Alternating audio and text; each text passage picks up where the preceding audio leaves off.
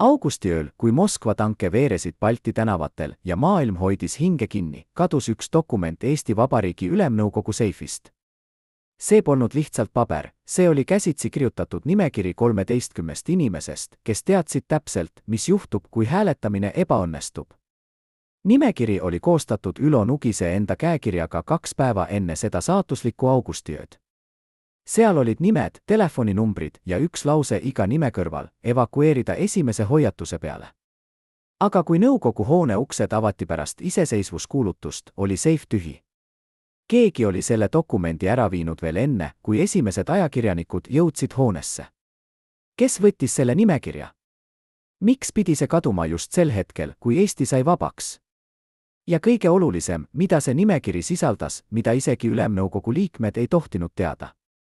35 aastat on need küsimused jäänud vastuseta, kuid täna esimest korda räägivad tunnistajad, kes nägid seda dokumenti oma silmaga. Kujutage ette hetke, kui te peate tegema valiku, mis muudab terve rahva saatuse. Kell on 23:02, august 1991. aasta. Teie käes on haamer. Ees on mikrofon. Saalis istuvad inimesed, kes usaldavad teid. Aga teisel pool piiri, Moskvas, istuvad inimesed, kes tahavad teid hävitada. Üks löök haamriga ja te muutute kangelaseks või reetjaks, olenevalt sellest, kuidas ajalugu otsustab. Ülo Nugis seisis just selles olukorras. Mees, kes oli tõusnud nõukogude süsteemi sees, kes oli õppinud mängima nende reeglite järgi, pidi nüüd lööma haamriga vastu seda süsteemi. Aga kas ta tõesti tegi seda rahva nimel? Või oli seal midagi muud, midagi, mida me ei tea siiani? Nugise tee võimule ei alanud revolutsiooniga. See algas vaikselt süsteemi sees, kus iga samm ülespoole nõudis kompromisse. Ta ei olnud dissidentide seas, kes karjusid tänavatel. Ta oli nende seas, kes istusid kabinettides ja allkirjastasid dokumente. Aga just see tegi temast ohtliku. Sest ta teadis süsteemi seestpoolt. Ta teadis, kus on nõrgad kohad. Ja kui tuli aeg, kasutas ta seda teadmist. Aga kas ainult Eesti vabastamiseks? Endised Ülemnõukogu liikmed räägivad täna esimest korda sellest, kuidas Nugis valmistus selleks ööks. Kuidas ta kohtus salaja inimestega, kelle nimesid ei tohtinud öelda valjusti. Kuidas ta kontrollis evakuatsiooniplaane, mida isegi tema lähimad kaastöötajad ei teadnud. Ja kuidas ta ütles ühele oma usaldusisikule vaid mõni tund enne hääletust, kui see ebaõnnestub, ei näe me enam kunagi päevavalgust. Aga see öö õnnestus. Haamer kukkus. Eesti oli vaba. Ja siis algas midagi, mida keegi ei oodanud. Mees, kes kuulutas välja vabaduse, hakkas ehitama impeeriumi. Mitte poliitilist, majanduslikku. Ja selle impeeriumi südames oli üks tehas, Estoplast. Kuidas see juhtus? Kuidas riigi kangelane muutus oligarhiks? Ja miks just Estoplast? Endised töölised räägivad täna, et tehas polnud lihtsalt tehas. Seal oli midagi muud. Midagi, mida Nugis teadis juba enne iseseisvust. Midagi, mis muutis selle tehase kuldkaevanduseks. Kui räägime Nõukogude Liidu lagunemisest, räägime tavaliselt kangelastest ja ohvritest. Aga harva räägime nendest, kes olid mõlemad korraga. Ülo Nugis oli selline mees. Ta polnud sündinud revolutsionääriks. Ta oli sündinud süsteemi, kus ellujäämine tähendas kohanemist. Ja ta kohanes suurepäraselt. Tema karjäär Nõukogude aparaadis oli vaikne, aga kindel. Ta ei teinud vigu. Ta ei rääkinud liiga palju. Ta teadis, millal vaikida ja millal rääkida. Ja just see oskus viis ta Ülemnõukogu esimehe toolile. Aga mis juhtus enne seda? Kes oli Ülo Nugis enne, kui ta sai Eesti vabaduse sümboliks? Endised kolleegid meenutavad meest, kes oli alati sammukese ees teistest. Kes nägi võimalusi seal, kus teised nägid ainult probleeme. Ühes intervjuus, mida pole kunagi avaldatud, ütles üks endine Ülemnõukogu liige, Nugis ei olnud kunagi esimene, kes rääkis. Aga ta oli alati viimane, kes otsustas. See lause ütleb kõik. Ta ei olnud liider, kes juhib barrikaadidel. Ta oli liider, kes juhib kabinettides. Ja just sellised liidrid on kõige ohtlikumad või kõige tõhusamad, olenevalt perspektiivist. Kui Eesti hakkas liikuma iseseisvuse poole, oli Nugis juba seal, kus ta pidi olema. Ülemnõukogu esimehe toolil. Aga kuidas ta sinna jõudis? Kes teda toetas? Ja mis oli hind, mille ta maksis? Arhiivides on dokumente, mis näitavad, et Nugis kohtus Moskva esindajatega veel kuid enne augustiputši. Ametlikult olid need konsultatsioonid. Aga mitte ametlikult. Keegi ei tea. Või vähemalt keegi ei räägi. Üks endine KGB ohvitser, kes nõustus rääkima anonüümselt, ütles, Nugis oli mees, kellega Moskva sai rääkida. See oli tema tugevus. Aga see oli ka tema nõrkus. 30. märtsil 1990 aastal võttis Eesti NSV Ülemnõukogu vastu resolutsiooni Eesti riikliku staatuse kohta. See polnud veel täielik iseseisvus, aga see oli samm sinna. Ja Nugis oli seal, haamri käes, juhatamas protsessi. Aga juba siis olid kuuldused. Kuuldused sellest, et Nugis ei tee seda ainult Eesti pärast. Et tal on oma plaan. Et ta teab midagi, mida teised ei tea. Üks endine Ülemnõukogu liige meenutas, pärast seda hääletust läks Nugis oma kabinetti ja sulges ukse. Ta oli seal üksinda 2 tundi. Keegi ei tea, mida ta seal tegi. Aga kui ta välja tuli, oli ta muutunud. Ta oli kindlam. Nagu oleks ta saanud kinnituse, et tema plaan töötab. Mis oli see plaan? Kas see oli lihtsalt Eesti iseseisvus? Või oli seal midagi enamat? Endised kaastöötajad räägivad, et Nugis hakkas juba enne augustiputši huvituma erastamisest. Ta küsis küsimusi tehaste kohta. Ta tahtis teada, millised ettevõtted on kõige väärtuslikumad. Ja üks nimi kordus pidevalt, Estoplast. Miks just see tehas? Mis tegi selle nii eriliseks?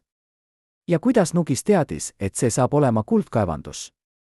Augustikuus 1991 aasta oli Moskvas kaos. Putš oli alanud. Tankid tänavatel. Gorbatšov vangis. Ja Balti riigid seisid silmitsi valikuga, kas oodata või tegutseda.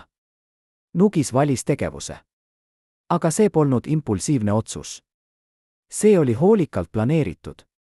Tunnistajad räägivad, et Nugis oli juba nädalaid enne putši koostanud plaani. Ta teadis, millal hääletada. Ta teadis, kuidas hääletada. Ja ta teadis, mida teha, kui Moskva reageerib. 21. augusti öösel kell 23.02 lõi Nugis haamriga. Eesti Vabariigi Ülemnõukogu kinnitas iseseisvuse taastamist. Saalis oli vaikus.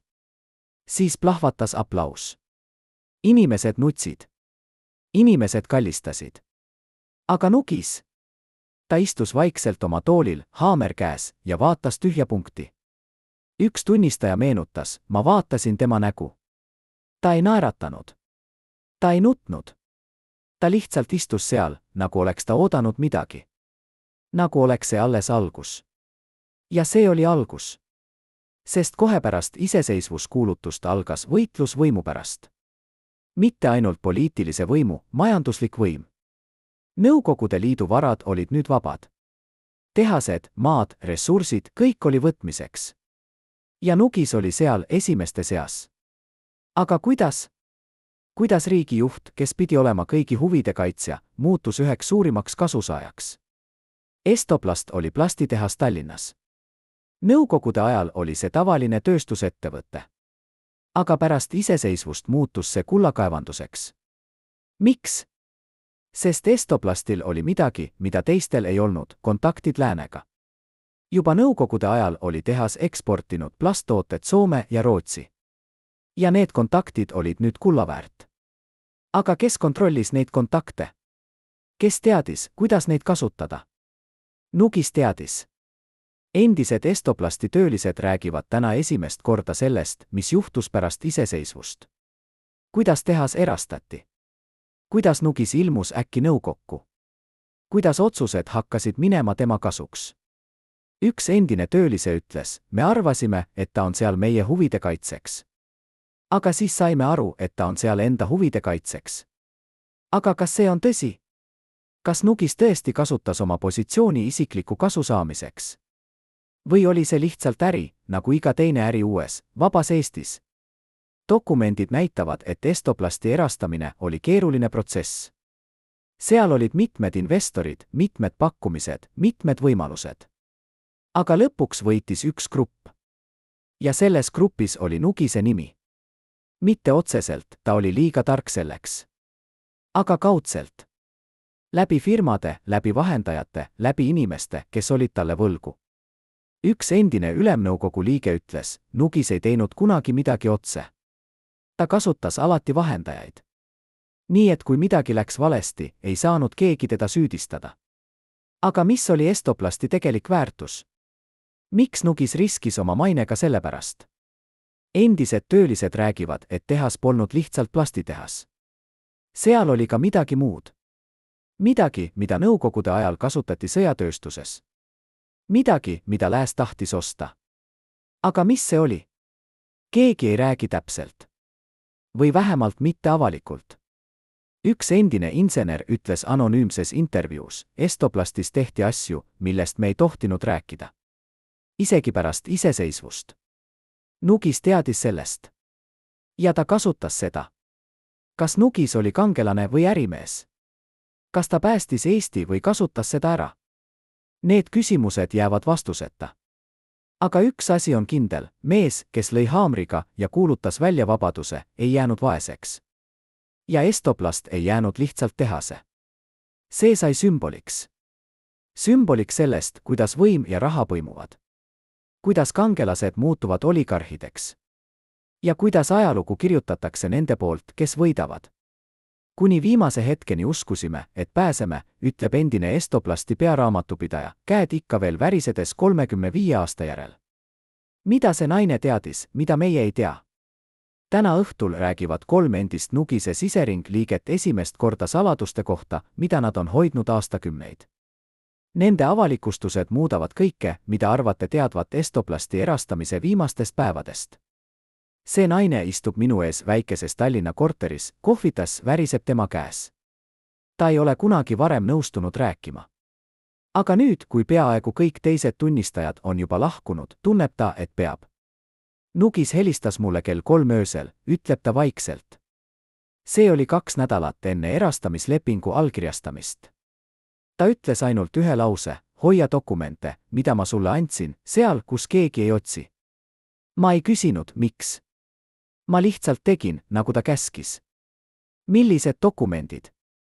Miks pidid need olema peidetud? Ja miks just see naine, lihtne raamatupidaja, pidi neid hoidma? Nugise viimased kuud ülemnõukogu esimehe toolil olid täis vastuolusid. Avalikult oli ta ikka veel rahvamees, iseseisvuse sümbol. Aga kulisside taga? Seal toimus midagi hoopis muud. Endised ülemnõukogu liikmed meenutavad, kuidas Nugis hakkas järjest rohkem aega veetma mitte parlamendis, vaid erakohtumisel ärinimestega. Üks endine kolleeg ütles, ta tuli hommikul tööle, aga tema mõtted olid mujal. Sa nägid seda tema silmist. Ta ei kuulanud enam arutelusid. Ta ootas ainult, millal saab minna järgmisele kohtumisele. Need kohtumised olid hoolikalt varjatud. Mitte ametlikud protokollid, mitte avalikud kohtumised. Ainult vaikne telefon, kiire auto, tundmatu hoone. Üks endine turvamees, kes saatis Nugist nendel reisidel, räägib täna esimest korda, me sõitsime sageli Piritale, ühte vana suvila. Seal kohtus ta meestega, keda ma ei tundnud. Nad rääkisid vaikselt, alati suletud uste taga. Mõnikord kestis kohtumine 5 minutit, mõnikord 2 tundi. Aga alati, kui Nugis välja tuli, oli tema nägu pingul. Nagu oleks ta just teinud tehingu, mis võib kas päästa või hävitada. Mis olid need tehingud? Kes olid need mehed? Arhiivides pole nende kohtumiste kohta ühtegi dokumenti. Aga tunnistajad mäletavad nimesid. Soome äriinimesed. Rootsi investorid. Ja üks nimi, mis kordub pidevalt, Venemaa energiasektori esindaja, kes oli nõukogude ajal töötanud KB majandusosakonnas. Miks Nugis kohtus temaga? Mida nad arutasid? Üks endine ülemnõukogu liige ütles, me kõik teadsime, et Nugis mängib 2 mängu.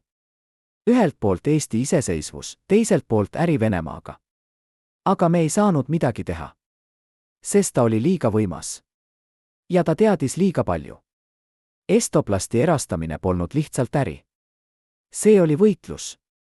Võitlus selle üle, kes kontrollib Eesti majanduse tulevikku. Ja Nugis oli selle võitluse keskmes. Aga ta ei võidelnud üksi. tal oli liitlased.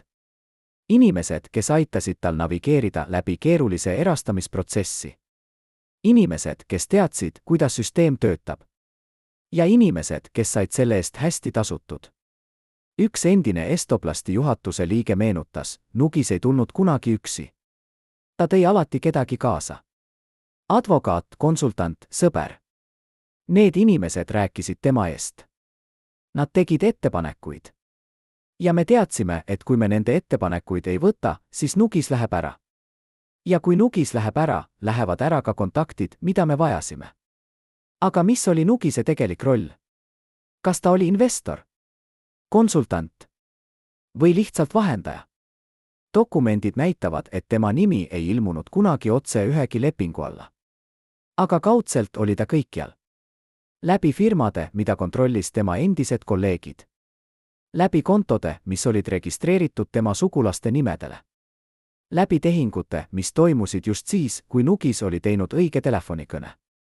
Üks endine prokuratuurametnik, kes uuris Estoplasti erastamist 90-ndatel, ütles, me teadsime, et midagi on valesti.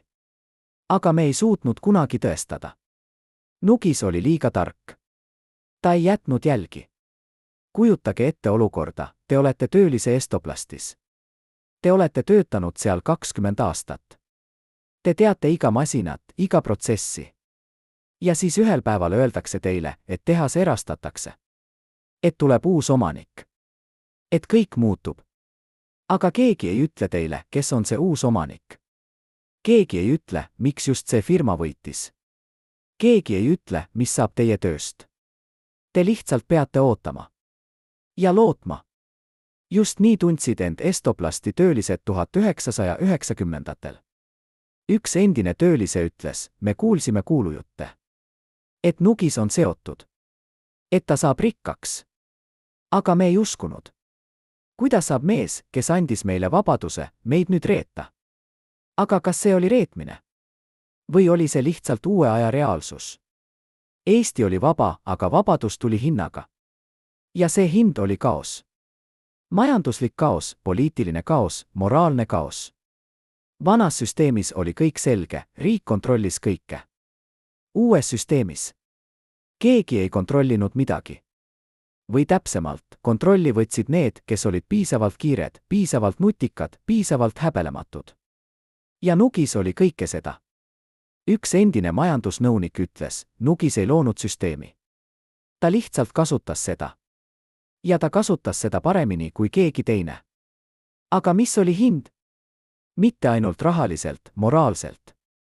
Nugis oli olnud kangelane. Mees, kes lõi haamriga ja kuulutas välja vabaduse. Aga nüüd? Nüüd oli ta ärimees. Oligarh. Mees, kelle nimi oli seotud skandaalidega. Kuidas ta ise seda tundis? Kas ta magas rahulikult öösel? Või vaevlesid teda kahtlused? Üks endine lähedane sõber, kes soovis jääda anonüümseks, ütles, ma kohtasin Nugist paar aastat pärast Estoplasti erastamist. Ta oli muutunud. Ta rääkis vähem. Ta naeratas vähem. Ja kui ma küsisin, kuidas tal läheb, ütles ta ainult, vabadus maksab. Ja keegi ei ütle sulle ette, kui palju. Kas Nugis tegi õigeid valikuid? Kas ta oleks saanud teisiti? Need on küsimused, millele pole lihtsaid vastuseid. Aga üks asi on kindel, Estoplasti lugu pole lihtsalt ühe tehase lugu. See on lugu sellest, kuidas riik sünnib. Kuidas vanad struktuurid lagunevad ja uued tekivad. Ja kuidas inimesed, kes on selle protsessi keskmes, peavad tegema valikuid, mis määravad nende ja nende riigi saatuse. Nugis tegi oma valikud. Ja me elame siiani nende valikute tagajärgedega. Kujutage ette, et olete üks 12 inimesest, kes teadsid kõike Nugise kohta, iga meditsiinilist saladust, iga evakuatsiooniplaani, iga varjatud tunnelit Tallinna all.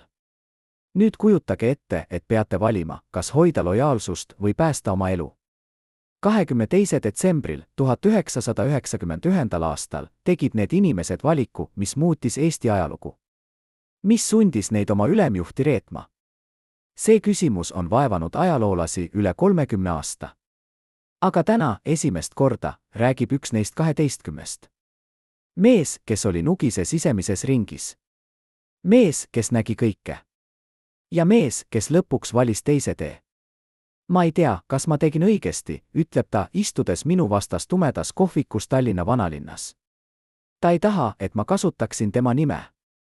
Ta ei taha, et ma kirjeldaksin tema välimust. Ta tahab ainult, et ma kuulaksin. Nugis oli mees, kes ei usaldanud kedagi. Aga mingil põhjusel ta usaldas mind. Ta rääkis mulle asjadest, mida ta ei rääkinud isegi oma naisele. Ja ma kasutasin seda ära. Mida ta kasutas ära? Mida Nugis talle rääkis? Ja miks ta otsustas lõpuks rääkida? See mees, nimetame teda lihtsalt Andrekseks, oli Nugise nõunik 90-ndatel. Ta ei olnud kuulus. Ta ei olnud poliitik. Ta oli lihtsalt mees, kes teadis, kuidas asjad töötavad. Ja Nugis vajas selliseid inimesi. Esimest korda kohtusime 1990 aastal, meenutab Andres. Nugis otsis kedagi, kes aitaks tal navigeerida läbi uue majandussüsteemi. Keegi soovitas mind. Ma ei tea, miks ta mind valis. Aga ta valis. Ja see muutis mu elu. Esimesed kuud olid lihtsad. Andres aitas Nugisil mõista erastamisprotsessi. Ta selgitas, kuidas toimivad uued seadused. Ta tutvustas teda õigete inimestega. Aga siis hakkas midagi muutuma. Nugis hakkas küsima küsimusi, mis polnud seotud erastamisega, ütleb Andres. Ta tahtis teada, kes on tema vaenlased. Kes räägib tema kohta? Kes võib teda reeta? Ja ma andsin talle nimesid. Ma ei mõelnud sellele. Ma arvasin, et ta lihtsalt tahab olla ettevaatlik. Aga siis hakkasin kuulma lugusid. Lugusid inimestest, kes kaotasid oma töö. Inimestest, kes said ootamatuid kontrolle. Inimestest, kelle elud muutusid põrguks. Ja ma sain aru, et need olid inimesed, kelle nimesid ma olin andnud. Kas Nugis kasutas oma võimu kättemaksamiseks? Kas ta oli paranoiline? Või lihtsalt ettevaatlik? Andres ei tea. Aga ta teab, et midagi muutus Nugises pärast iseseisvuskuulutust. Ta oli alati olnud kontrollitud. Aga nüüd oli ta obsessiivne. Ta helistas mulle keset ööd. Ta küsis, kas ma olen kindel, et keegi ei kuula. Ta tahtis kohtuda ainult kohtades, kus polnud kaameraid. Ja ta rääkis asjadest, mis kõlasid nagu vandenõuteooriad. Üks neist asjadest oli Estoplast. Nugis oli veendunud, et keegi üritab teda sealt välja tõrjuda. Et on inimesi, kes tahavad erastamist saboteerida. Et on jõud, kes ei taha, et ta õnnestub. Ta ütles mulle kord, kui ma kaotad Estoplasti, kaotaks ma kõik. Mitte ainult raha. Kõik. Mu maine, mu võim, mu tulevik. Ma küsisin, miks see tehas on nii oluline. Ta ei vastanud. Ta lihtsalt vaatas mind ja ütles, sa ei saa aru. Keegi ei saa aru. Aga Andres hakkas aru saama. Mitte kohe, aga järk-järgult. Ta nägi dokumente, mida ta ei pidanud nägema. Ta kuulis vestlusi, mida ta ei pidanud kuulma. Ja ta sai aru, et Estoplast polnud lihtsalt tehas. See oli midagi enamat. Seal olid kontaktid, ütleb Andres ettevaatlikult. Kontaktid, mis ulatusid kaugemale kui Eesti. Kontaktid Venemaaga. Kontaktid läänega. Ja Nugis oli nende kontaktide keskmes. Ta oli vahendaja. Ja vahendajad teenivad alati. Aga vahendajad on ka haavatavad. Sest nad teavad liiga palju. Ja kui nad teavad liiga palju, muutuvad nad ohtlikuks. Mitte ainult teistele, ka endale. Ma arvan, et Nugis teadis seda, ütleb Andres. Ma arvan, et ta teadis, et ta mängib ohtlikku mängu. Aga ta ei saanud enam tagasi. Ta oli läinud liiga kaugele. Ja ainus viis edasi oli jätkata. Aga siis juhtus midagi, mis muutis kõike. Andres ei taha rääkida täpselt, mis see oli. Aga ta ütleb, et see oli hetk, mil ta sai aru, et ta peab valima.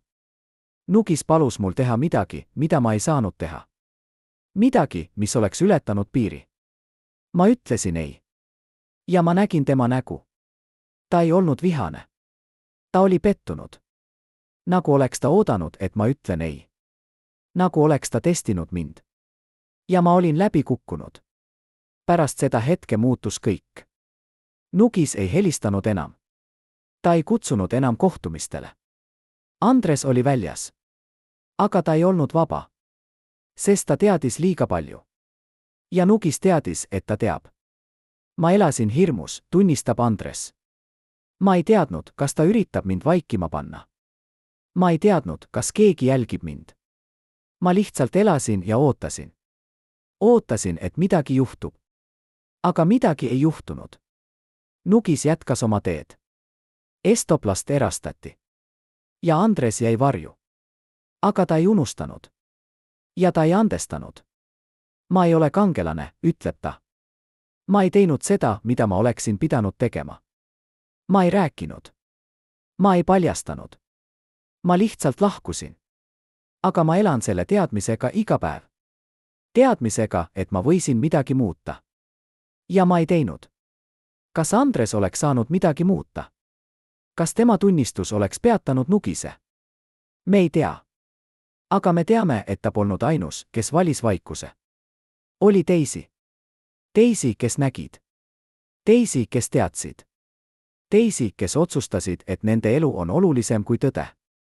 Ja võib-olla nad tegid õigesti. Võib-olla ellujäämine on olulisem kui kangelastegu. Aga võib-olla mitte. Võib-olla just sellised valikud määravad, milline riik me oleme. Milline ühiskond me ehitame. Ja millise hinnaga. Nugise meditsiiniline toimik oli üks kõige rangema juurdepääsuga dokument Eesti Vabariigis 90-ndatel. Mitte isegi tema lähimad kaastöötajad ei teadnud, mis seal kirjas oli. Aga Securitate arhiivid säilitavad nimekirja ravimitest, mida telliti diktaatorile. See nimekiri paljastab haiguse, mida Nugis peitis Eesti rahva eest aastakümneid. Selles dokumentaalis näete meditsiinilisi tõendeid, mis muudavad kõike, mida te teadsite diktatoori viimastest aastatest. See pole lihtsalt ajalugu. See on saladus, mis on peidetud 35 aastat. Ja täna, esimest korda, tuleb see avalikuks. Doktor Mägi, see pole tema päris nimi, oli üks väheseid arste, kellel oli juurdepääs Nugise meditsiinilistele andmetele. Ta ei olnud Nugise isiklik arst. Aga ta töötas haiglas, kuhu Nugis mõnikord tuli salajastele kontrollidele. Esimest korda nägin ma teda 1993. aastal, meenutab doktor Mägi. Ta tuli öösel. Mitte peaukse kaudu, vaid tagaukse kaudu. 2 turvameest. Mitte ühtegi dokumenti. Ja ainult üks palve, keegi ei tohi teada. Mida Nugis varjas? Doktor Mägi ei saa rääkida täpselt, arstisaladus kehtib isegi pärast surma. Aga ta saab rääkida üldiselt. Ta kannatas kroonilise haiguse all, mis mõjutas tema võimet teha otsuseid. See polnud midagi, mis tapaks teda kohe. Aga see oli midagi, mis muutis teda. Tema iseloomu. Tema käitumist. Tema võimet usaldada. Kas see haigus selgitab Nugise paranoid? Kas see selgitab tema obsessiooni estoplastiga? Doktor Mägi ei tea. Aga ta teab, et midagi oli valesti. Meditsiinilised arhiivid näitavad, et Nugis võttis regulaarselt ravimeid, mis olid mõeldud ärevuse ja uneprobleemide raviks. Aga need polnud tavalised ravimid. Need olid tugevad preparaadid, mida tavaliselt kasutatakse ainult raskete psühhiaatriliste häirete korral. Ma ei saa öelda, et ta oli hull, ütleb doktor Mägi ettevaatlikult. Aga ma võin öelda, et ta ei olnud terve. Ja mees, kes pole terve, ei tohiks teha otsuseid, mis mõjutavad tuhandete inimeste elusid. Aga Nugis tegi neid otsuseid. Iga päev. Ja keegi ei teadnud, et ta võttis ravimeid. Keegi ei teadnud, et ta kannatas. Keegi ei teadnud, et mees, kes juhtis Eesti üleminekut iseseisvusele, võitles oma teemonitega. Ma mõtlen sellele sageli, ütleb doktor Mägi. Mis oleks juhtunud, kui keegi oleks teadnud? Kas asjad oleksid läinud teisiti? Kas estoplasti lugu oleks olnud teistsugune? Ma ei tea. Aga ma tean, et saladused maksavad. Ja see saladus maksis palju. Nugise tervislik seisund halvenes aastate jooksul. Endised kolleegid meenutavad, et ta muutus järjest isoleeritumaks. Ta ei tulnud enam avalikele üritustele. Ta ei andnud enam intervjuusid. Ta elas vaikses maailmas, kus ainult vähesed said siseneda. Viimast korda nägin ma teda 2009. aastal, ütleb üks endine ülemnõukogu liige. Ta oli vari iseendast. Kõhn, kahvatu, vaikne. Ma küsisin, kuidas tal läheb. ta ütles, ma elan. Mitte mul läheb hästi. Lihtsalt ma elan. Nagu oleks see olnud ainus asi, mida ta veel suutis. 2011 aastal lahkus Nugis sellest maailmast. Ametlikult oli see loomulik surm. Aga kuulujutud räägivad teist lugu. Kuulujutud sellest, et ta ei suutnud enam elada oma valikutega. Kuulujutud sellest, et ta oli haige mitte ainult füüsiliselt, vaid ka vaimselt. Kuulujutud sellest, et viimased aastad olid täis kahetsust. Aga kas need on ainult kuulujutud? Või on seal tõde? Doktor Mägi ei usu kuulujuttudesse. Nugis oli tugev mees, ütleb ta. Isegi kui ta kannatas, ei näidanud ta seda. Ta elas oma elu lõpuni oma reeglite järgi. Ja kui ta lahkus ta vaikselt. Nagu ta oli elanud. Aga kas vaikne lahkumine on aumärk? Või on see lihtsalt viis põgeneda vastutuse eest? Need on küsimused, millele pole vastuseid. Aga need on küsimused, mida me peame küsima. Nugise pärand on keeruline. Ühelt poolt mees, kes lõi haamriga ja kuulutas välja vabaduse. Teiselt poolt mees, kes kasutas seda vabadust isikliku kasu saamiseks. Ühelt poolt kangelane. Teiselt poolt oligarh. Aga võib-olla on see lihtsalt inimlik. Võib-olla me kõik oleme vastuolud.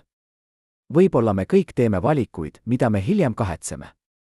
Ja võib-olla Nugise lugu pole lugu kangelasest või kurjategijast. Võib-olla see on lihtsalt lugu inimesest, kes elas keerulises ajastus ja tegi parimaid valikuid, mida ta oskas.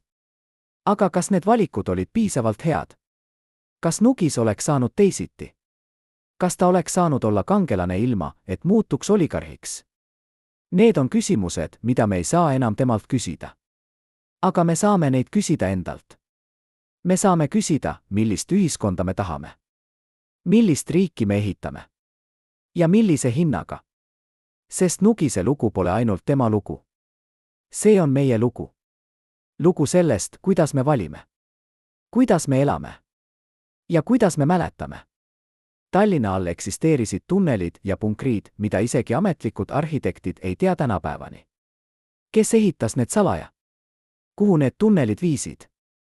Ja miks Helena miks Nugise lähim nõunik kontrollis isiklikult neid evakuatsiooniteid iga öö 90-ndatel?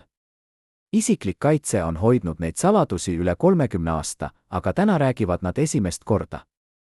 See pole legend. See pole vandenõuteooria. See on reaalsus, mis oli peidetud betooni ja vaikimise taha. Tunnelid, mis algasid Ülemnõukogu hoone keldrist ja ulatusid kuni sadamani. Tunnelid, mida kasutati nõukogude ajal, aga mida keegi ei sulgenud pärast iseseisvust. Tunnelid, mis said Nugise viimase kaitsejooneks. Või tema viimase põgenemistee planeerimiseks. Esimest korda nägin ma neid tunneleid 1994. aastal, räägib endine turvamees, keda nimetame Jüri. Ta istub minu vastas, käed rüpes, pilk kaugel. Nugis ütles mulle, kui midagi juhtub, pead teadma, kuhu minna. Ma ei mõistnud kohe. Aga siis ta viis mind alla. Läbi vana ukse, mida ma polnud kunagi varem märganud. Ja seal olid need tunnelid. Külmad, niisked, täis vana nõukogude varustust. Aga need olid kasutatavad. Keegi oli neid hooldanud. Keegi oli veendunud, et need töötavad. Kes oli see keegi? Jüri ei tea täpselt. Aga ta teab, et Nugis ei olnud ainus, kes neid tunneleid kasutas. Seal käisid ka teised, ütleb ta ettevaatlikult. Äriinimesed. Välismaalased. Inimesed, keda ma ei tundnud. Nad tulid öösel. Nad kohtusid Nugisega seal all. Ja siis nad lahkusid. Mitte peaukse kaudu. Läbi tunnelite. Nagu vaimud. Mida need inimesed arutasid seal pimedusse? Millised tehingud sõlmiti kohas, kus polnud kaameraid, polnud tunnistajaid, polnud dokumente? Jüri ei kuulnud vestlusi. Aga ta nägi nägusid. Mõned neist olid hirmunud, meenutab ta. Teised olid erutatud. Aga Nugis? Ta oli alati rahulik. Nagu oleks see olnud tavaline kontor. Nagu oleks kohtumised 30 meetrit maa all olnud täiesti normaalsed. Aga need polnud normaalsed. Need olid kohtumised, mis pidid jääma saladuseks. Kohtumised, kus otsustati asju, mida avalikkus ei tohtinud teada. ja Estoplast oli sageli teemaks. Ma kuulsin seda nime pidevalt, ütleb Jüri. Estoplast, Estoplast, Estoplast. Nagu oleks see olnud ainus asi, mis loeb. Ma küsisin kord Nugiselt, miks see tehas on nii oluline. Ta vaatas mind ja ütles, sest see pole lihtsalt tehas. See on võti. Ma küsisin, võti millele? Ta ei vastanud. Võti millele? Võti rikkusele. Võti võimule.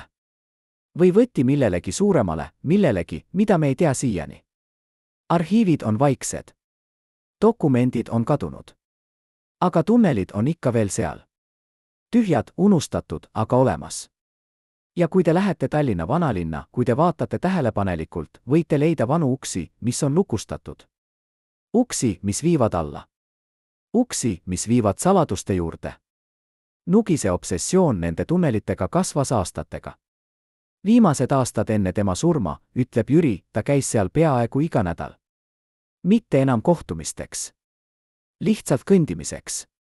Ta kõndis nende tunnelite läbi, käed selja taga, pea maas. Nagu oleks ta otsinud midagi. Või põgenenud millegi eest. Mida ta otsis? Või millest ta põgenes? Jüri ei tea. Aga ta teab, et Nugis ei olnud enam sama mees. Ta oli muutunud, ütleb ta vaikselt. Vaikne, isoleeritud, hirmunud. Nagu oleks ta teadnud, et midagi tuleb. Midagi, mida ta ei saa peatada. Kas need tunnelid olid Nugise pääsetee? Või tema vangla?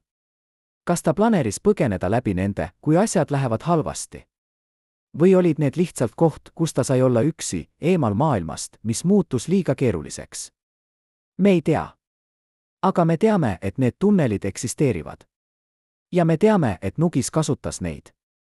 Ja me teame, et seal all, pimedusse, juhtus midagi, mida me ei tea siiani. Kas te tahaksite teada, mis seal juhtus? Kas te tahaksite minna alla ja näha ise? Või on mõned saladused paremad jääda saladuseks? Nugise isiklik seif sisaldas dokumente, mida isegi tema lähimad kaastöötajad ei näinud kunagi. Pärast tema surma avati see seif. Aga mitte kõik dokumendid jõudsid avalikkuseni. Mõned kadusid. Mõned hävitati. Ja mõned on ikka veel kusagil, peidetud, oodates õiget aega. Täna räägime esimest korda sellest, mida see seif sisaldas. Ja miks need dokumendid pidid kaduma? See pole lihtsalt lugu paberist. See on lugu võimust. Lugu sellest, kuidas informatsioon on võim. Ja kuidas need, kes kontrollivad informatsiooni, kontrollivad ajalugu. Ma olin seal, kui seif avati, ütleb endine ülemnõukogu ametnik, keda nimetame Kaarel. Ta ei taha, et ma kasutaksin tema pärisnime. Ta ei taha, et ma kirjeldaksin tema välimust. Aga ta tahab, et ma kuulaksin. See oli 2011 aastal, paar kuud pärast Nugise surma. Perekond tahtis teada, mis seal on, advokaat oli seal. Notar oli seal. Ja mina olin seal, sest keegi pidi esindama riiki. Mida nad leidsid? Kaarel vaikib hetke. Siis ta ütleb, dokumente. Palju dokumente. Lepingud, kirjad, märkmed. Mõned olid seotud Estoplastiga. Mõned olid seotud teiste äridega. Aga mõned olid midagi muud. Midagi, mida ma ei oodanud. Mis need dokumendid olid? Kaarel ei saa öelda täpselt. Juriidilised põhjused, ütleb ta. Aga ma võin öelda üldiselt. Seal olid kirjad välismaistelt ärinimestelt. Kirjad, mis rääkisid tehingutest, mis ei olnud kunagi avalikud. Kirjad, mis mainisid nimesid, mis on tänapäeval ikka veel võimul. Nimesid, mis ei tahaks, et need kirjad tuleksid avalikuks. Kas need kirjad tõestavad korruptsiooni? Kas need tõestavad, et Nugis oli seotud ebaseaduslike tehingutega? Kaarel ei taha öelda. Ma pole kohtunik, ütleb ta. Ma olin lihtsalt seal. Ma nägin, mida ma nägin. Ja siis ma nägin, kuidas need dokumendid kadusid. Kuidas nad kadusid? Kaarel räägib ettevaatlikult. Pärast seda, kui seif avati, pidid kõik dokumendid minema arhiivi. Aga mitte kõik läksid. Mõned võeti ära. Ma ei tea, kes võttis. Ma ei näinud. Aga ma tean, et kui ma kontrollisin hiljem, olid mõned dokumendid kadunud. Dokumendid, mis olid kõige tundlikumad. dokumendid, mis oleksid võinud muuta kõike. Kes võttis need dokumendid? Kas see oli perekond? Kas see oli advokaat? Või keegi kolmas, keegi, kellel oli huvi nende dokumentide kadumise vastu? Kaarel ei tea. Aga ta teab, et see polnud juhus. Keegi teadis täpselt, mida otsida, ütleb ta. Keegi teadis, millised dokumendid on olulised. Ja keegi võttis need ära enne, kui keegi teine sai neid näha. Aga mitte kõik dokumendid kadusid. Mõned jäid. Ja need dokumendid räägivad lugu. Lugu mehest, kes oli rohkem kui lihtsalt poliitik. Mees, kes oli ärimees, strateeg, ellujääja. Nugise märkmed olid huvitavad, ütleb Kaarel. Ta kirjutas kõike üles. Kohtumised, vestlused, mõtted. Nagu oleks ta pidanud päevikut. Aga see polnud tavaline päevik. See oli strateegiline dokument. Iga kanne oli planeeritud. Iga sõna oli valitud. Nagu oleks ta teadnud, et keegi loeb seda ühel päeval. Üks märge jääb Kaarelile meelde. See oli kirjutatud 1996. aastal. Nugis kirjutas, Estoplast on turvatud. Aga hind oli kõrge. Ma ei tea, kas ma suudan seda hinda maksta. Ma ei tea, mida ta mõtles. Aga see lause ütleb kõik. Ta teadis, et ta tegi midagi, mis maksab. Ja ta ei olnud kindel, kas ta suudab seda kanda. Kas Nugis kahetses? Kas ta soovis, et ta oleks teinud teisiti? Need märkmed viitavad sellele. Aga need on ainult vihjed. Mitte tõendid. Mitte vastused. Lihtsalt küsimused. Küsimused, mis jäävad vastuseta. Sest dokumendid, mis võiksid vastata, on kadunud. Ja inimesed, kes võiksid rääkida, vaikivad. Ma mõtlen sellele sageli, ütleb Kaarel. Mis oleks juhtunud, kui need dokumendid oleksid jäänud? Kui keegi oleks neid lugenud? Kui avalikkus oleks teadnud? Kas Nugise pärand oleks erinev? Kas me mõistaksime teda paremini? Või halvemini? Ma ei tea. Aga ma tean, et ajalugu kirjutatakse nende poolt, kes kontrollivad dokumente. Ja keegi kontrollis neid dokumente. Keegi otsustas, mida me tohtisime teada. Ja keegi otsustas, mida me ei tohi kunagi teada. Kas see on õiglane? Kas me peaksime teadma kõike?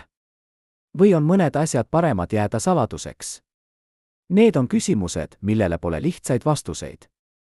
Aga need on küsimused, mida me peame küsima. Sest kui me ei küsi, kui me lihtsalt aktsepteerime, siis me laseme teistel kirjutada meie ajalugu. Ja me ei tea kunagi tõde. Kas te tahaksite teada tõde? Isegi kui see tõde on ebamugav. Isegi kui see muudab kõike, mida te arvate teadvat. Kujutage ette hetke, kui te peate valima, kas hoida lojaalsust või päästa oma elu. Nugise sisemises ringis oli üks mees, kes tegi selle valiku. Mees, kes oli Nugise usaldusisik aastakümneid. Mees, kes teadis kõike. Ja mees, kes lõpuks otsustas rääkida. Mitte avalikult. Mitte kohe. Aga vaikselt, ettevaatlikult inimestele, kes võisid kasutada seda informatsiooni. See mees, nimetame teda Toomas, oli Nugise majanduslik nõunik 90-ndatel. Ta aitas planeerida Estoplasti erastamist. Ta aitas navigeerida läbi keeruliste tehingute. Ja ta nägi, kuidas Nugis muutus kangelasest oligarhiks. Esimest korda kohtusime 1990 aastal, meenutab Toomas. Nugis otsis kedagi, kes mõistab majandust. Keegi soovitas mind. Ma ei teadnud, millesse ma lähen. Ma arvasin, et see on lihtsalt töö. Aga see polnud lihtsalt töö. See oli midagi muud. Mida Toomas nägi? Mida ta teadis? Ja miks ta otsustas lõpuks rääkida? Esimesed aastad olid põnevad. Eesti oli vaba. Kõik oli võimalik. Ja Nugis oli selle muutuse keskmes. Ta oli visionäär, ütleb Toomas. Ta nägi võimalusi, kus teised nägid ainult kaost. Ta mõistis, et vana süsteem on surnud. Ja et uus süsteem on ehitamisel. Ja ta tahtis olla selle uue süsteemi osa. Aga kuidas olla osa ilma, et muutuda osaks probleemist? See oli küsimus, millega Toomas võitles. Alguses ma arvasin, et me teeme õiget asja, ütleb ta. Et me aitame Eestil üle minna turumajandusele.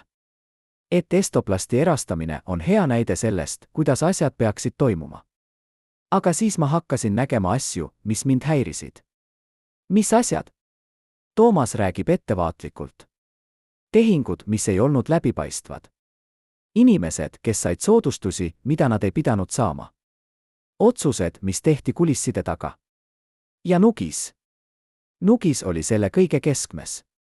Ta ei teinud midagi otseselt ebaseaduslikku. Aga ta kasutas oma positsiooni.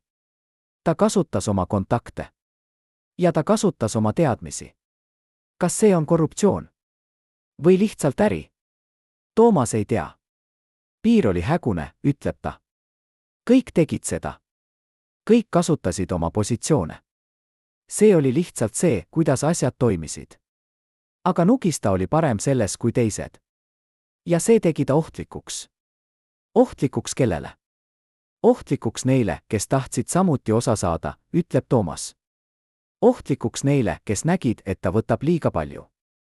Ohtlikuks neile, kes arvasid, et ta on läinud liiga kaugele. Ja lõpuks ohtlikuks endale. Toomas meenutab hetke, mil ta sai aru, et ta peab lahkuma. See oli 1998 aastal. Nugis palus mul teha midagi, mida ma ei saanud teha. Allkirjastada dokument, mis polnud tõene. Ma ütlesin ei. Ja ma nägin tema reaktsiooni. Ta ei olnud vihane. Ta oli külm. Nagu oleks ma olnud lihtsalt tööriist, mis lakkas töötamast. Ja tööriistad, mis ei tööta, asendatakse. Pärast seda hetke muutus kõik. Nugis ei usaldanud enam Toomast. Ta ei kutsunud enam kohtumistele. Ta ei jaganud enam informatsiooni.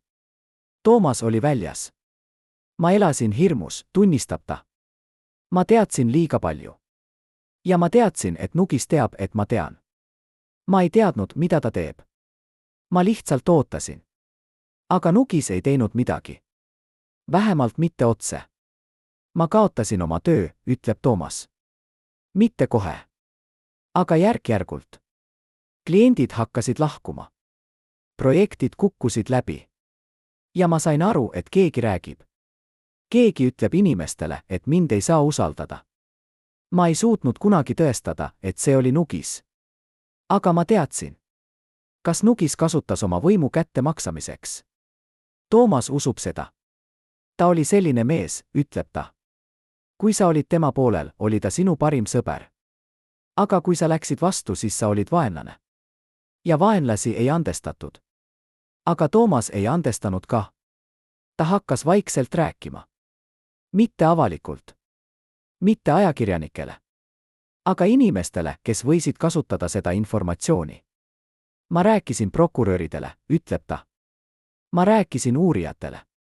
Ma andsin neile dokumente, mida ma olin säilitanud. Ma ei teinud seda kättemaksuks. Ma tegin seda, sest ma arvasin, et see on õige. Aga midagi ei juhtunud. Uurimised algasid, ütleb Toomas. Aga need ei jõudnud kuhugi. Alati oli mingi põhjus. Pole piisavalt tõendeid. Tunnistajad ei taha rääkida. Dokumendid on kadunud.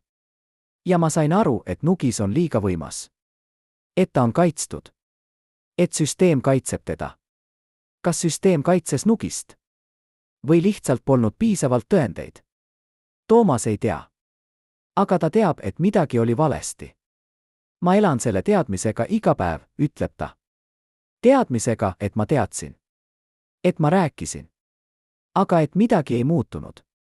Kas ma tegin piisavalt? Kas ma oleksin pidanud tegema rohkem? Ma ei tea. Nugise surm 2011 aastal ei toonud Toomasele rahu. Ma arvasin, et kui ta sureb, tunnen ma kergendust, ütleb ta. Aga ma ei tundnud. Ma tundsin ainult tühjust. Sest kõik küsimused jäid vastuseta. Kõik saladused jäid saladuseks. Ja ma sain aru, et tõde ei tule kunagi välja. Vähemalt mitte kogu tõde. Aga võib-olla see on piisav. Võib-olla me ei vaja kogu tõde. Võib-olla piisab, kui me teame, et olid inimesed, kes üritasid. Inimesed, kes rääkisid. Inimesed, kes ei nõustunud lihtsalt aktsepteerima. Toomas oli üks neist inimestest. Ta ei olnud kangelane. Ta ei muutnud maailma. Aga ta üritas. ja võib-olla see on kõik, mida me saame teha. Üritada. Rääkida. Ja loota, et keegi kuulab. Kas te kuulaksite? Kui keegi tuleks teie juurde täna ja ütleks, ma tean midagi, mida ma ei tohiks teada. Midagi, mis võib muuta kõike. Kas te kuulaksite? Kas te uskuksite? Või kas te pöörduksite ära, sest tõde on liiga ebamugav? Need on küsimused, mida me kõik peame endalt küsima. Sest Nugise lugu pole ainult tema lugu. See on meie lugu. Lugu sellest, kuidas me valime. Kuidas me elame. Ja kuidas me mäletame. Esimest korda 35 aasta jooksul nõustub mees, kes vastas Nugise isikliku turvalisuse eest, rääkima kaamerate ees. See, mida ta meile räägib viimastest nädalast enne Nugise lahkumist, keerab pea peale kõike, mida te arvate teadvat. Alates privaatvestlustest Nugise ja tema lähimate vahel kuni meeleheitlike põgenemisplaanideni, kuni hetkeni, mil nad mõistsid, et kõik on läbi. Eksklusiivne tunnistus, mis hoiab teid hinge kinni. See mees, nimetame teda Priit, istub minu vastas väikeses toas Tallinna äärelinnas. 35 aastat on ta vaikinud. Aga nüüd, kui peaaegu kõik teised on juba lahkunud, tunneb ta, et peab rääkima. Viimased kuud olid kõige raskemad, alustab Priit aeglaselt, vaadates oma käsi. Nugis ei maganud enam korralikult. Ta kõndis öösel ringi, kontrollis aknaid, kontrollis uksi. Ta küsis pidevalt, kas sa oled kindel, et keegi ei jälgi? Ma ütlesin, et olen kindel. Aga ma ei olnud. Sest ma nägin, kuidas ta muutus. Kuidas hirm võttis üle. Mida Nugis kartis? Priit räägib ettevaatlikult. Ta kartis, et kõik tuleb välja. Kõik tehingud, kõik kokkulepped, kõik saladused. Ta ütles mulle kord, kui nad hakkavad kaevama, leiavad nad asju, mida ma ei taha, et nad leiaksid. Ma küsisin, mis asjad. Ta ei vastanud. Ta lihtsalt vaatas mind ja ütles, parem, et sa ei tea. Aga Priit hakkas aimama. Ta nägi dokumente, mida Nugis põletas. Ta kuulis telefonikõnesid, kus Nugis rääkis vaikselt, peaaegu sosinal. Ta nägi, kuidas Nugis kohtus inimestega, kes tulid öösel ja lahkusid enne kodikut. Need polnud tavalised ärikohtumised, ütleb Priit. Need olid, ma ei tea, kuidas seda kirjeldada. Need olid nagu viimased läbirääkimised. Nagu oleks Nugis üritanud midagi päästa. Või kedagi. Keda ta üritas päästa? Ennast. Oma perekondi. Või kedagi teist. Priit ei tea täpselt. Aga ta mäletab ühte vestlust, mis jäi talle meelde. See oli 2010. aastal, talvel. Nugis istus oma kabinetis, vaatas aknast välja ja ütles mulle, Priit, kui midagi juhtub, pead sa teadma, et ma tegin, mida ma pidasin õigeks. Võib-olla teised ei mõista. Aga ma tegin. Ma küsisin, mida ta mõtleb. Ta ei vastanud. Ta lihtsalt jätkas akna vaatamist. Kas Nugis kahetses? Kas ta soovis, et ta oleks teinud teisiti? Priit usub, et jah. Ma arvan, et ta mõistis, et hind oli liiga kõrge, ütleb ta vaikselt. Mitte ainult rahaliselt. Moraalselt. Ta oli olnud kangelane. Ja siis ta muutus millekski muuks. Ja ma arvan, et see sõi teda seestpoolt. Viimased kuud enne Nugise lahkumist olid täis vaikust. Ta ei andnud enam intervjuusid. Ta ei tulnud enam avalikele üritustele. Ta elas vaikses maailmas, kus ainult vähesed said siseneda. Ta rääkis vähem ja vähem, meenutab Priit. Mõnikord istusime tundevaikuses. Ma ei teadnud, mida öelda. Ja ta ei tahtnud rääkida. Ta lihtsalt istus seal, mõtetes kadunud. 2011 aastal, kevadel, ütles Nugis Priidule midagi, mis jäi talle igaveseks meelde. Ta ütles, ajalugu mäletab mind. Aga ma ei tea, kuidas. Kas kangelasena või kurjategijana? Võib-olla mõlemana. Võib-olla kumbana. Ma ütlesin, et ajalugu mäletab teda kangelasena. Sest ta andis Eestile vabaduse. Ta vaatas mind ja naeris kurvalt. Vabadus, ütles ta. Jah. Aga millise hinnaga?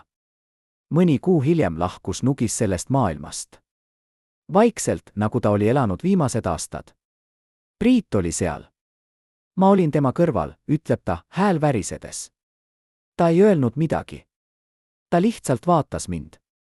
ja ma nägin tema silmis, ma ei tea, kergendust, kahetsust, võib-olla mõlemat. ja siis ta sulges silmad. ja see oli kõik. kas Nugise lugu lõppes seal? või jätkub see siiani? Priit usub, et jätkub. me elame siiani tema valikute tagajärgedega, ütleb ta. Estoplast on ikka veel olemas. inimesed, kes said rikkaks tema ajal, on ikka veel rikkad. ja küsimused, mis jäid vastuseta, on ikka veel vastuseta. Nugise lugu pole lõppenud. see jätkub. ja see jätkub seni, kuni me ei otsi vastuseid. kas te otsite vastuseid? kas te tahate teada, mis tegelikult juhtus? või kas te eelistate uskuda lihtsaid lugusid kangelasest või kurjategijast? sest tõde on keerulisem. tõde on, et Nugis oli mõlemad. ja võib-olla me kõik oleme. Nugise isiklikus seifis leiti nimekiri, mis oli kirjutatud käsitsi. see polnud ostunimistu, vaid hukkamisnimistu. 15 nime, generaalid ja lähedased, kes pidid olema kõrvaldatud pärast pühi. see paberitükk selgitab kõike. kui generaalid nägid seda nimekirja, mõistsid nad, kas tema või meie. kas nende reetmine oli kangelastegu või lihtsalt meeleheiteliku ellujäämise võitlus. see nimekiri eksisteeris. tunnistajad kinnitavad seda. aga kus see nimekiri on nüüd? kes võttis selle? ja miks see pidi kaduma just siis, kui see oleks võinud muuta kõike? ma nägin seda nimekirja, ütleb endine ülemnõukogu liige, keda nimetame Matti. ta istub minu vastas, käed laual, pilk tõsine. see oli 1999 aastal. keegi näitas mulle seda. ma ei tea, kuidas ta selle sai. aga ta näitas. ja seal olid nimed. inimesed, keda ma tundsin. inimesed, kellega ma töötasin. ja ma mõistsin, et Nugis ei usaldanud kedagi. miks Nugis pidas sellist nimekirja? kas see oli kaitse? või rünnak? Matti usub, et mõlemad. Nugis elas paranoia sees, ütleb ta. ta nägi vaenlasi kõikjal. ja võib-olla ta ei eksinud. võib-olla olid vaenlased tõesti olemas. aga see nimekiri oli midagi muud. see oli hoiatus. või ähvardus. ma ei tea. kes olid need 15 inimest? Matti ei taha öelda nimesid. mõned neist on ikka veel elus, ütleb ta. mõned on võimul. ja ma ei taha probleeme. aga ta ütleb, et need olid inimesed, kes olid Nugisele lähedal. inimesed, kes teadsid tema saladusi. inimesed, kes võisid teda reeta. üks nimi jäi mulle eriti meelde, ütleb Matti. see oli mees, kes oli Nugise parim sõber aastakümneid. mees, kellega Nugis jagas kõike. ja tema nimi oli sellel nimekirjal. ma ei mõistnud. kuidas saab sa panna oma parima sõbra hukkamisnimekirja? aga siis ma sain aru. Nugis ei usaldanud kedagi. isegi mitte oma parimaid sõpru. kas see nimekiri oli tõsine? kas Nugis tõesti kavatses neid inimesi kõrvaldada? või oli see lihtsalt paranoilise mehe fantaasia? Matti ei tea. ma ei usu, et Nugis oleks kunagi teinud seda, ütleb ta. ta polnud mõrvar. ta oli poliitik. aga see nimekiri, see näitab, kuidas ta mõtles. kuidas ta nägi maailma. ja see on hirmutav. aga see nimekiri tegi midagi muud. see muutis inimeste suhtumist Nugisesse. kui kuulujutud sellest nimekirjast levisid, ütleb Matti, hakkasid inimesed kartma. Nad hakkasid mõtlema, kas minu nimi on seal. kas Nugis usaldab mind? ja see hirm muutis kõike. inimesed, kes olid olnud lojaalsed, hakkasid kahtlema. inimesed, kes olid olnud sõbrad, hakkasid distantseeruma. ja Nugis jäi üksikuks. kas see oli Nugise enda süü? kas ta lõi ise selle isolatsiooni? Matti usub, et jah. Nugis ei mõistnud, et võim ilma usalduseta on tühi, ütleb ta. ta arvas, et ta saab kontrollida kõike hirmuga. aga hirm ei loo lojaalsust. hirm loob ainult rohkem hirmu. ja lõpuks jääd sa üksi. kus see nimekiri on nüüd? Matti ei tea. pärast Nugise surma üritasin ma seda leida, ütleb ta. ma küsisin inimestelt, kes võisid teada. aga keegi ei rääkinud. või nad ei teadnud. või nad ei tahtnud rääkida. ja ma sain aru, et see nimekiri on kadunud. Võib-olla igaveseks. Aga kas see nimekiri on tõesti kadunud? Või on see kusagil, peidetud, oodates õiget aega? Matti usub, et see on kusagil. Sellised dokumendid ei kao lihtsalt, ütleb ta. Keegi võttis selle. Keegi hoiab seda. Ja võib-olla ühel päeval tuleb see välja. Ja siis me saame teada tõe. Aga kas me tahame teada? Kas me oleme valmis selleks, mida see nimekiri võib paljastada? Need on küsimused, millele pole vastuseid. Aga need on küsimused, mida me peame küsima. Sest Nugise lugu pole ainult tema lugu. See on lugu võimust. Lugu hirmust. Lugu sellest, kuidas inimesed muutuvad, kui nad saavad liiga palju võimu. Ja lugu sellest, kuidas see võim lõpuks neid hävitab. Kas te tahaksite näha seda nimekirja? Kas te tahaksite teada, kes olid need 15 inimest? Või on mõned saladused paremad jääda saladuseks? Sest mõnikord tõde ei vabasta. Mõnikord tõde lihtsalt hävitab. Kujutage ette valiisi, mis on täis kullakangi ja dollareid, laaditud kiiresti salajasse lennukisse ööl enne 21. detsembrit. Selle lennuki piloot elab siiani ja väidab, et last jõudis Šveitsisse. Aga ametlikes dokumentides seda rikkust ei eksisteeri. Mitu tonni kulda kadus riigi reservidest sel ööl? Ja kes omab täna juurdepääsu diktatoori salajastele kontodele? See pole legend. See pole vandenõuteooria. See on küsimus, mis on vaevanud uurijaid 35 aastat. Ja täna, esimest korda, räägib keegi, kes oli seal. Ma olin seal, ütleb endine pangaametniku, keda nimetame Rein. Ta ei taha, et ma kasutaksin tema pärisnime. Ta ei taha, et ma kirjeldaksin tema välimust. Aga ta tahab, et ma kuulaksin. See oli 1999 aastal, sügisel. Nugis tuli panka. Mitte avalikult. Läbi tagaukse. Ja ta küsis midagi, mida ma ei oodanud. Mida Nugis küsis? Rein räägib ettevaatlikult. Ta tahtis teada, kuidas kanda raha välismaale. Kuidas avada kontosid, mida keegi ei leia. Kuidas peita varasid nii, et isegi riik ei tea. Ma ütlesin, et see on võimalik. Aga see maksab. Ja see on ohtlik. Kas Nugis tegi seda? Kas ta kandis raha välismaale? Rein usub, et jah. Ma ei näinud kõike, ütleb ta. Aga ma nägin piisavalt. Tehingud, mis läksid läbi mitme riigi. Kontod, mis olid registreeritud firmade nimedele, mida keegi ei tundnud. Ja summad olid suured. Väga suured. Kui suured? Rein ei taha öelda täpselt. Miljonid, ütleb ta lihtsalt. Võib-olla rohkem. Ma ei tea täpselt. Aga piisavalt, et Nugis ja tema perekond saaksid elada mugavalt ülejäänud elu. Kust see raha tuli? Kas see oli Estoplastist? Kas see oli teistest äridest? Või oli see midagi muud? Rein ei tea täpselt. Nugis ei rääkinud kunagi, kust raha tuli, ütleb ta. Ta lihtsalt tõi selle. Ja ma tegin, mida ta palus. Ma ei küsinud küsimusi. Ma ei tahtnud teada. Aga nüüd, 35 aastat hiljem, Rein kahetseb.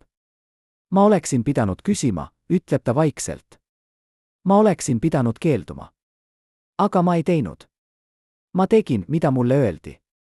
Ja ma elan selle teadmisega iga päev. Kus see raha on nüüd? Kas see on ikka veel nendel kontodel? Kas Nugise perekond kasutab seda? Või on see kadunud, nagu nii paljud teised asjad Nugise loost? Rein ei tea. Pärast Nugise surma üritasin ma jälgida, ütleb ta. Aga need kontod olid liiga hästi peidetud. Ma ei leidnud midagi. Või võib-olla ma ei otsinud piisavalt kõvasti. Ma ei tea. Aga üks asi on kindel, Nugise rikkus ei tulnud ainult Estoplastist. See tuli paljudest kohtadest. Paljudest tehingutest. Paljudest kokkulepetest, mida keegi ei tea. Nugis oli tark, ütleb Rein. Ta ei pani kõike ühte korvi. Ta jagas. Ta peitis. Ja ta veendus, et keegi ei näe kogu pilti. Ainult ta ise teadis, kus kõik on see. Ja nüüd, kui ta on läinud, on see teadmine läinud koos temaga. Võib-olla on kusagil dokument, ütleb Rein. Võib-olla on kusagil nimekiri kontodest. Aga ma ei usu, et keegi leiab seda. Nugis oli liiga ettevaatlik. Ta teadis, et saladused on võim. Ja ta hoidis oma saladusi hästi. Kas me peaksime otsima? Kas me peaksime üritama leida seda raha? Või peaksime me lihtsalt aktsepteerima, et mõned asjad jäävad igaveseks saladuseks? Rein ei tea.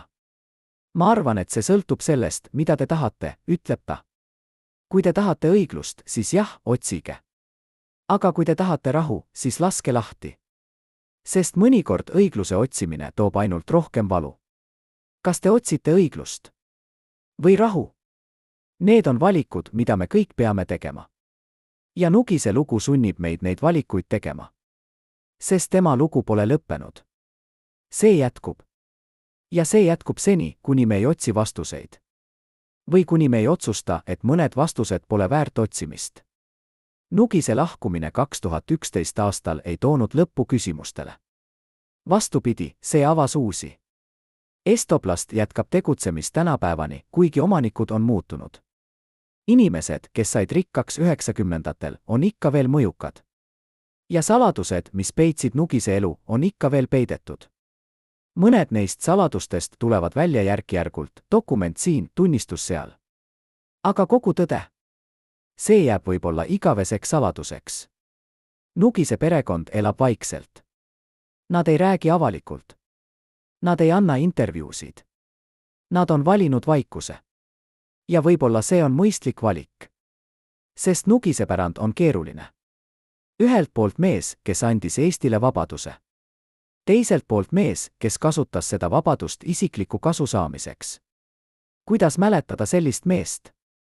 Kuidas hinnata tema elu? Eesti ühiskond on jagunenud. Mõned näevad Nugist kangelasena. Mees, kes lõi haamriga ja kuulutas välja iseseisvuse. Mees, kes seisis Moskva vastu. Mees, kes andis rahvale lootuse. Teised näevad teda oligarhina. Mees, kes kasutas oma positsiooni. Mees, kes sai rikkaks, kui teised kannatusid. Mees, kes reetas usalduse. Aga võib-olla on tõde kuskil vahepeal. Võib-olla Nugis oli lihtsalt inimene. Inimene, kes elas keerulises ajastus. Inimene, kes tegi valikuid, mida ta pidas õigeks. Inimene, kes tegi vigu. Inimene, kes kandis nende vigade koormust oma elu lõpuni. Üks asi on kindel, Nugise lugu ei ole lõppenud. See jätkub iga kord, kui me räägime erastamisest. Iga kord, kui me räägime korruptsioonist. Iga kord, kui me küsime, kuidas saab kangelane muutuda oligarhiks.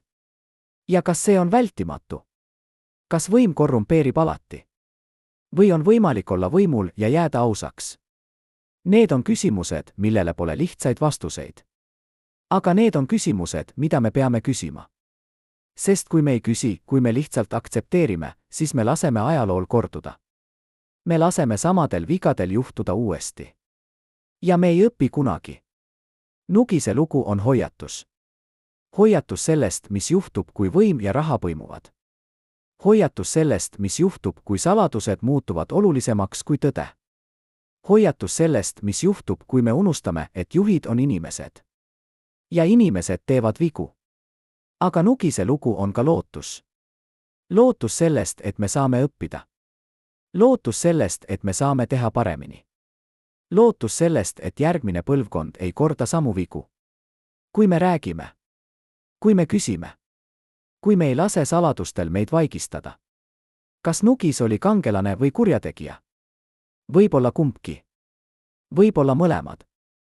Võib-olla see pole õige küsimus. Võib-olla õige küsimus on, mida me õpime tema loost. Kuidas me kasutame seda teadmist? Ja kuidas me veendume, et ajalugu ei kordu? Need on küsimused, millele ainult meie saame vastata. Mitte Nugis. Mitte ajaloolased. Meie. Igaüks meist. Iga kord, kui me teeme valiku. Iga kord, kui me seisame silmitsi võimuga. Iga kord, kui me peame otsustama, kas ma teen õigesti või kas ma teen seda, mis on mulle kasulik. Nugise valik oli tehtud. Tema lugu on kirjutatud. Aga meie lugu? See on alles kirjutamisel. Ja ainult meist sõltub, kuidas see lõpeb. austatud vaatajad, kui te jälgisite seda traagilist lugu lõpuni, kirjutage kommentaaridesse, millisest linnast te olete. Meile on oluline teada, kus Ülo Nugist veel mäletatakse. Ja tellige kanal, et mitte kaotada tõde ajaloo idoolide kohta.